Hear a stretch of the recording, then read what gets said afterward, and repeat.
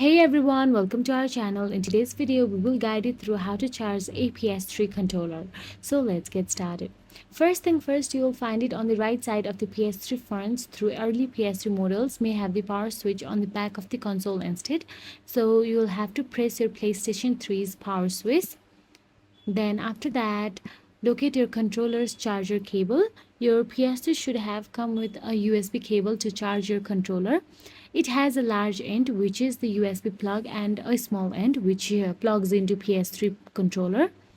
Now, after that, plug the USB end to the charger into your PS3. It should slide into one of the narrow rectangular slots on the front of your PS3. So now there is a small slot on the front of the PS3 controller. Plug the narrow end of the charger into your PS3 controller. Then press the controller's power button. It is a circular button with the PlayStation logo on it. You should see a red light appear on the front of your controller. Now once it is done, your PlayStation 3 controller is charging. So that's it. If you found this video helpful, please like, share and subscribe our channel, and thank you so much for watching.